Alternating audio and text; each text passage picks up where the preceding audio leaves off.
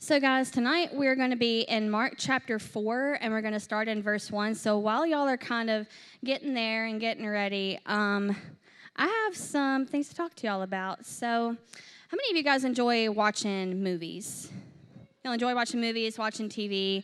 Tonight I want to talk to you about some epic moments. And can we agree that, like, every movie, every TV show at some point, like maybe not every episode, but every season definitely, and like every series has some epic moments that we remember them by. So let's look at one of my personal favorite epic movie moments. Yeah, does anybody know what's going on here?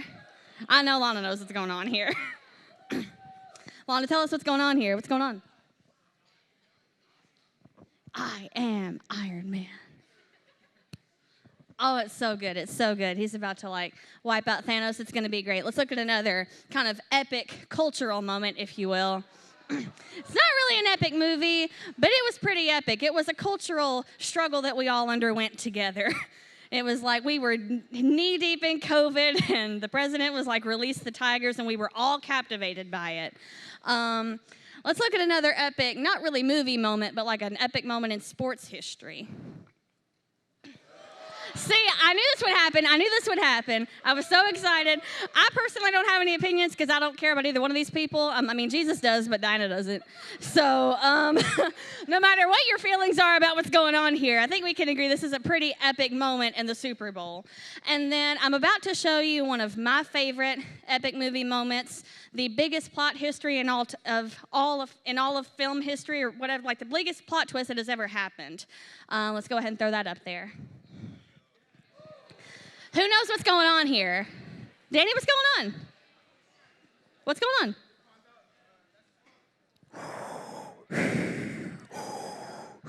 Luke, I am your father. The voice isn't good, but like the breathing's good. Like the breathing is spot on. I know y'all know the breathing is spot on. It's because I have asthma. I've been practicing my whole life, really. But this is one of my favorite epic movie moments. And spoiler alert, we're going to kind of be walking in and out of some Star Wars moments all through tonight. So I hope you came excited, and if you didn't, it'll be over in approximately 20 minutes. But how many of you know that, like, these epic moments are nothing without the response? Like, this picture of Travis Kelce is not nearly as fun without you guys going, like, none of that's as fun. Like, if it's just me standing up here doing a little slideshow for myself, that's not fun. But listening to y'all get all riled up about it was pretty fun. The whole Luke, I am your father isn't really fun until you hear Luke go, no! Like, it's just not fun without that. These epic moments are nothing without the response. And all these moments that we've looked at, this is kind of what the book of Mark is like. The book of Mark is just a collection of Jesus teaching about the kingdom of heaven, saying something revolutionary, doing something people have never seen before, saying something people have never heard before, and then it's other people's response, whether it's the Pharisees or the disciples or the crowd. Jesus is doing or saying something epic and new and fresh, and we're just waiting for the response. So that's kind of what we're going to be diving into tonight. So the question that we're going to be wrestling with is, how and why do we answer Jesus? So if you're taking notes, you can write that down. How and why do we answer Jesus? And the title of my message tonight is The Answer to Jesus. My alternate title is The Gospel According to Star Wars, but that didn't fit in the theme. So this is the one that fits in the theme. So when we're diving into Mark 4, we're going to be starting in verse 1 and going through verse 9. And whenever Jesus teaches the people specifically, like not always when he's talking to the Pharisees, but whenever he teaches the crowds and the people, he's teaching through something called a parable. So it's like a metaphor or an illustration. So that's one of those things that we're going to be walking through tonight. So if you'll dive in with me to verse 1. Once again, Jesus began teaching by the lake shore. A very large crowd soon gathered around him, so he got into a boat, like so they can hear him better. Then he sat in the boat while all the people remained on the shore. He taught them by telling many stories in the form of parables, such as this one. Listen, a farmer went out to plant some seed. As he scattered it across his field, some of the seed fell on a footpath, underline footpath, if you've got your physical Bible, and the birds came and ate it. Other seed fell on the shallow soil with underlying rock. The seed sprouted quickly because the soil was shallow, underlined shallow.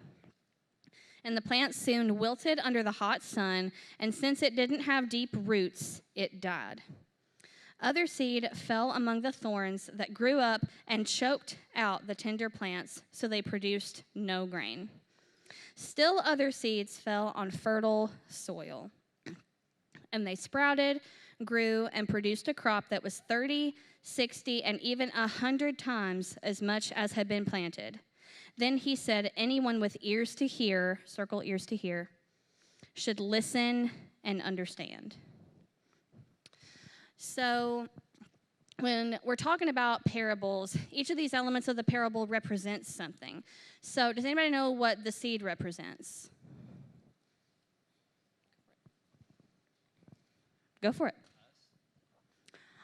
So yes and no, depending on what you're talking about, but the seed represents the gospel.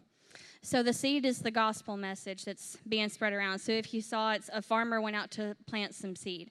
So in this scenario, the seed represents the gospel, and the gospel is being spread to all of these different people. But I do have a quick question for you.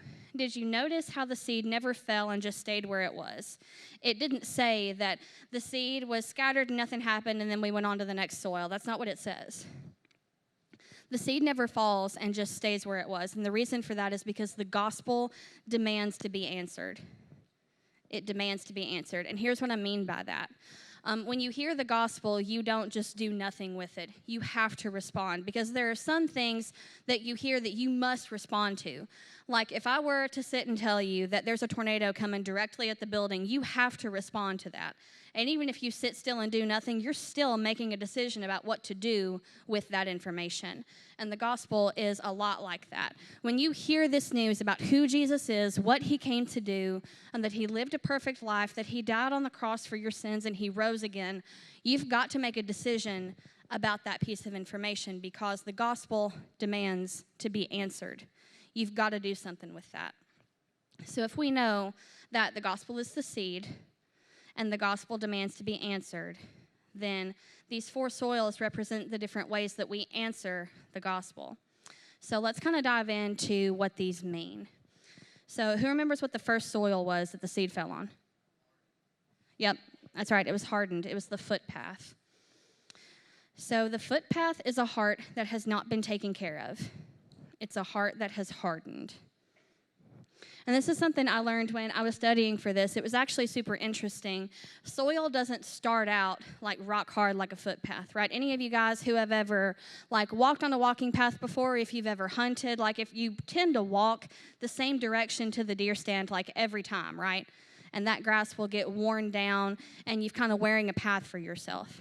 So if soil doesn't start out hardened, it has to be stepped on to be hardened. And it's got to be stepped on over and over and over and over and over again.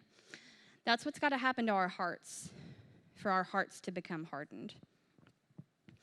And we're getting ready to watch kind of a fun clip about how that happens. So if you guys want to go ahead and throw that cute little Star Wars clip up. You were the chosen one! It was said that you would destroy the Sith, not join them! Bring balance to the Force, not leave it in darkness! I hate you! I'm very proud. I'm very proud of my TikToks. So I know it's funny, but like if you guys are unfamiliar with Star Wars or you don't know what was actually happening before somebody made a pizza roll TikTok out of it, what's happening is the burning pizza roll down there actually represents a person who was on fire. His name is Anakin, and let me tell you what's been going on in Anakin's life. And I know that Seth will correct me if I'm wrong. Anakin's wife has just died in childbirth. And, oh, not yet? Oh, thank you. Well, she's about to. And, like, Anakin has been making some poor choices. His mother has just recently passed away. His wife is undergoing some pretty serious, like, childbirth complications. And just some terrible things are happening in his life, and he's losing a lot of his friends. So his heart keeps getting stepped on. some bad stuff's happening to him, and he's making some bad choices, which is making other people kind of step on him again because he keeps putting stuff out there, and people are like, what is that? But kind of the point that I'm trying to get across is that sometimes things happen and we undergo pain and trauma and our hearts become hardened. Like maybe that's happened with you. If you've seen Star Wars, you know that they don't really know who Anakin's dad is, and maybe that's kind of the situation that you're in. Or maybe you don't know where your dad's at. Maybe you do know where your dad's at. Maybe you've lost a parent to being in jail, or you've lost a parent to addiction, or you lost a parent just because they left. Or maybe you were going through some stuff with your friends and they're gossiping about you and you kind of thought they were your friends, but maybe not. Maybe some stuff's going on with you at school. But the point is, all of our hearts get stepped on at some point. And some of us undergo this stepping on and stepping on and stepping on of our hearts until they become hardened and we're like, I'm not letting anything else in. Is this kind of ringing a bell with anybody? Sometimes those things happen to us. The footpath is a heart that hasn't been guarded.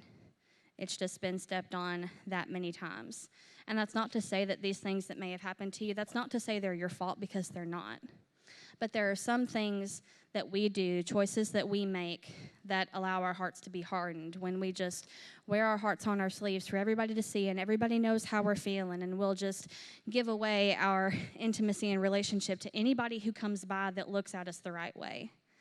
Sometimes we make a poor choice and we fall into some kind of addiction to pornography or drugs or alcohol that all of a sudden hardens our hearts because things are happening that we don't understand anymore. Sometimes our heart hardens because of what happens to us. Sometimes it's the choices that we've made. But what I want you to understand tonight, if the footpath is a heart that hasn't been guarded, that means we have to guard our hearts. And that also means that it's not a reason to reject Jesus. And here's what I mean by that. Another thing that's happening in this scene with Anakin and Obi-Wan is that Anakin's also trying to kill his friend, his brother, his mentor, one of the only people who has ever unconditionally cared about him and shown him love, because his heart is hard, because he's done trying to let anything good in, because he's broken. And while that's sad and terrible, how many of us can agree that that's not a good enough reason to go off making bad choices and treating people like garbage? Sometimes that's where we're at. So what I mean by that is that just because your heart's been stepped on doesn't mean that Jesus is stepping on it. That was not God. That's not God's will. That's not God's best for you. And it's not a reason to reject him. God wants to heal that if you will hand that over to him. But if we're not careful, your answer will be that the gospel isn't good enough. Because of all of these things that have happened to me that have hardened my heart, the gospel is not good enough to heal that. I might be the one thing that Jesus can't do anything with, that Jesus can't save. And the world would have you to believe that. The world expects you to be hard-hearted because it's so much harder to remain open and vulnerable after so much pain has happened to you. But to really be counterformed, which is what we're talking about in this series, right? We're talking about counterforming to culture. To really be counterformed, we have to remain vulnerable, and we have to continue saying yes to Jesus even when life hardens us. Let's keep reading. The second kind of soil we read about was the rocky soil. And the rocky soil is a heart that's ruled by emotions. If your belief is based on whatever you can see at the time or whenever you feel at the time, it's not really faith. If your faith is based only on what you can see, it's not faith. I have faith that it's dark outside right now, because it's 7 o'clock? And I know that yesterday at 7 o'clock it was dark, and the day before that it was dark, and the day before that it was dark. So based on what I've seen in the past, I'm pretty confident that it's dark outside right now, even though I can't see that, right? But just because I feel like it should be daytime doesn't mean I can continue to make decisions based on that.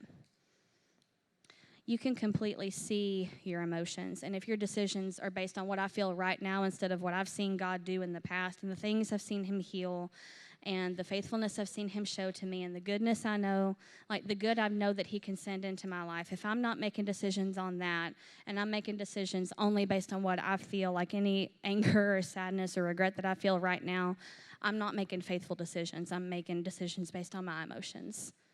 And my emotions are fleeting and they're quick, and sometimes I don't even understand them.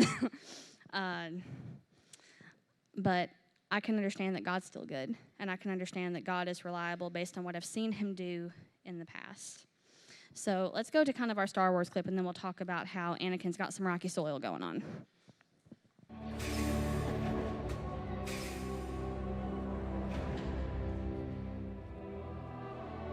Master Skywalker, there are too many of them. What are we going to do?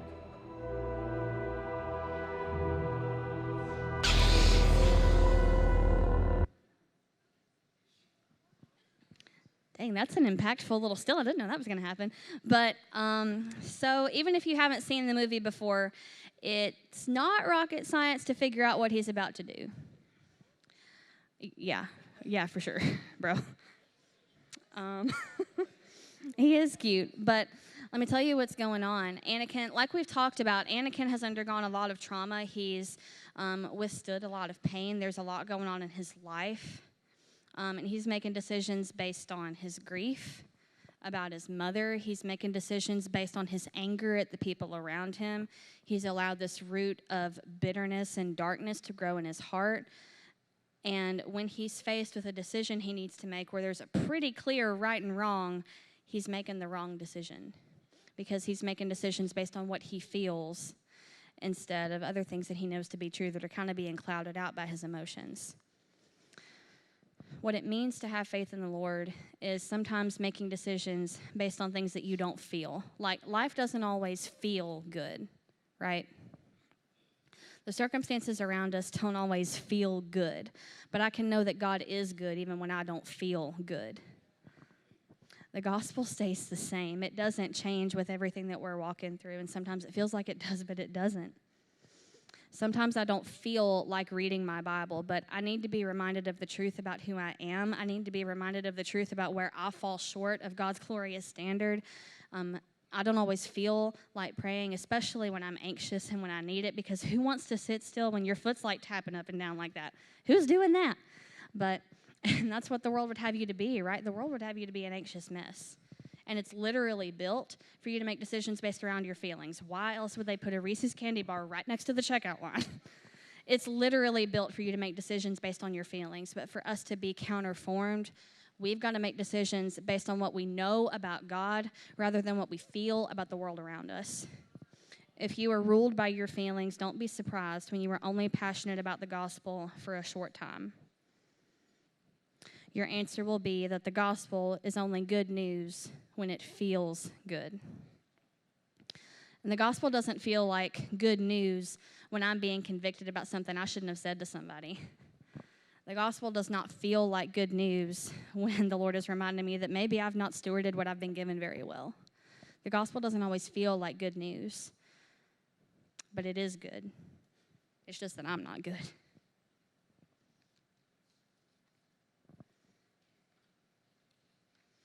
All right, y'all, let's keep reading.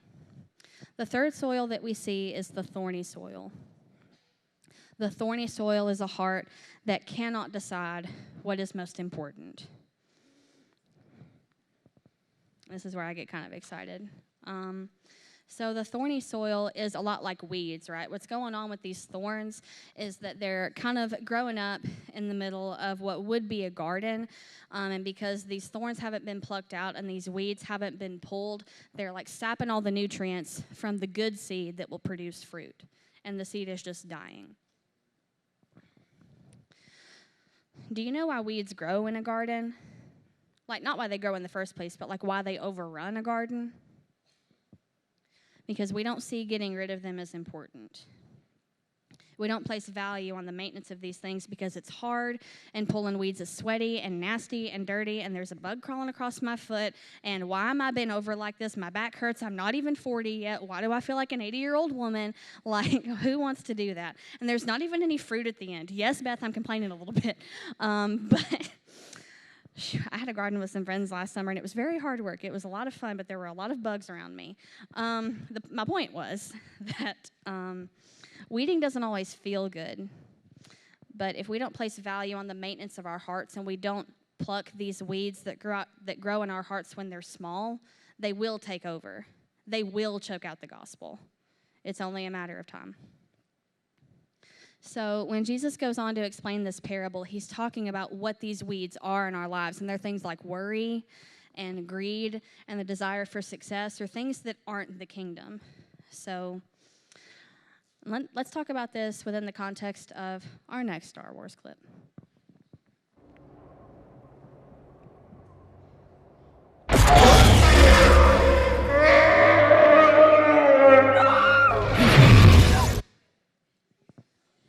Dang, that was hardcore. So again, if you haven't seen the movie, I want to give this a little bit of context for you. This is Kylo Ren and his dad, Han Solo. Han Solo didn't deserve that, man. But Han allowed this weed to grow in his heart. He allowed this weed of darkness, this bitterness toward his dad, because he's upset with his dad because his dad wasn't around much. He didn't do what he kind of thought dads would do. And, if that's you and your dad, let God reintroduce you to that. Go meet your dad all over again, because it doesn't have to be the one you have here. That wasn't in my notes. That was free. But my point was that I want to point out something to you that maybe you didn't see. Did you see how Kylo Ren kind of had his dad by the arm? His dad's not going anywhere. He's not moving. He's not trying to get away. And he still hesitates. Why does he hesitate?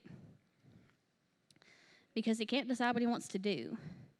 Do I want to do this and be successful, or do I want a relationship with my dad? Do I want all these people to think that I'm weak if I don't do what I came here to do? Or what is it that I want? What decision do I want to make? Who do I want to make happy? Who do I want to please? What am I going to do now? What happens when I don't do this? What happens when I do make this choice? He can't decide what he wants to do. He can't decide what's the most important to him. He can't decide what's the most important to him because at the end of the day, he doesn't trust the heart of his Father. These weeds that grow up in our heart, they take over when we don't trust the will of the Father. These things that Jesus is talking about when he explains this parable, these things like greed, when we're more worried about greed than we are the pursuit of God's kingdom, it's saying, God, I don't trust you to provide for me. I think I'm going to take care of that.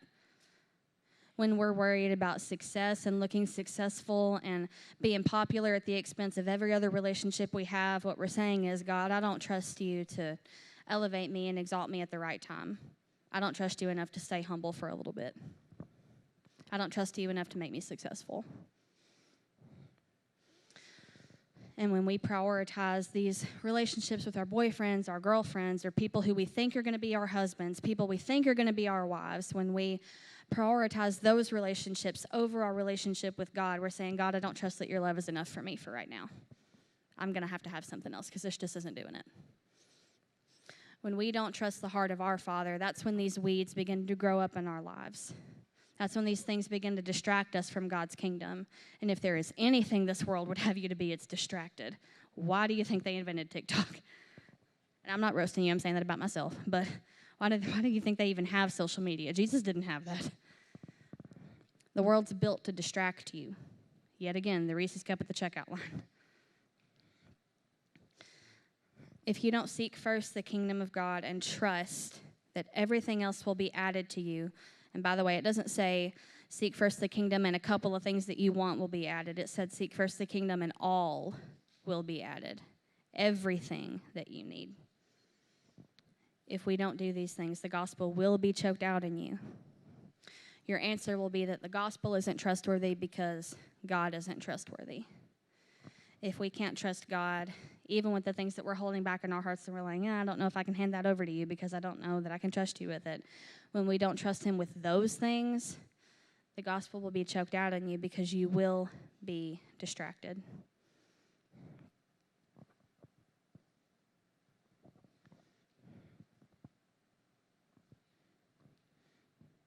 I'm giving y'all a minute to write.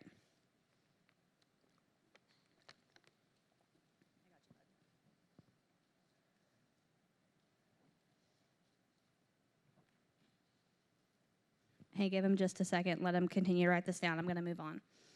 The fourth kind of soil that we talked about was the fertile soil.